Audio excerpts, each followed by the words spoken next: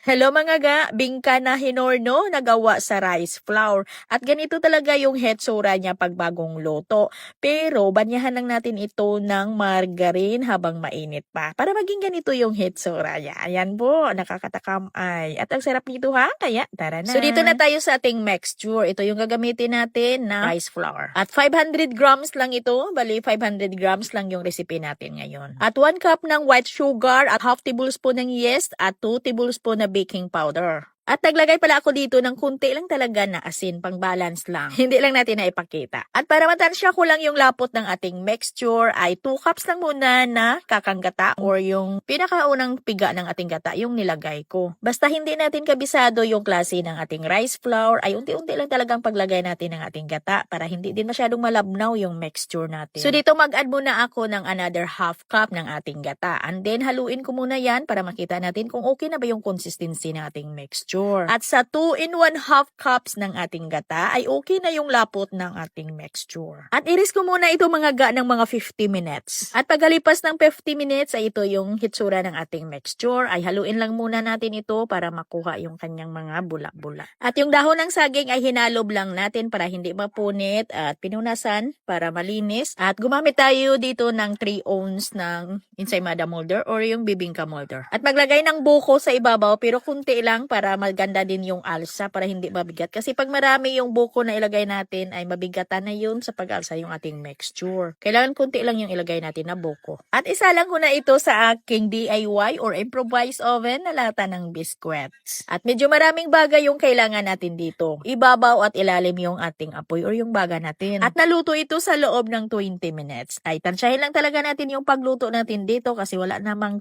temperature yung ating oven. At ito yung hitsura niya mga ga pag bagong luto yung ating rice flour ay para gaganda yung kulay na hindi siya maputla ay habang mainit pa banyahan lang natin ito ng margarine. Habang mainit pa ha, banyahan ng margarine para maging ganito yung kanyang kulay. At sa mga nagtatanong kung paano ba gawin yung ating improvised oven, yung lata ng biscuits ay ilagay ko lang doon sa comment section yung link. Ay madali lang naman yun mga ga. Pero meron pa rin nagtanong ha, kaya lagay natin yung link. Mabango, masarap kasi ay purong gata yung nilagay natin or yung pinakaunang piga ng gata at sakto lang yung tamis nito.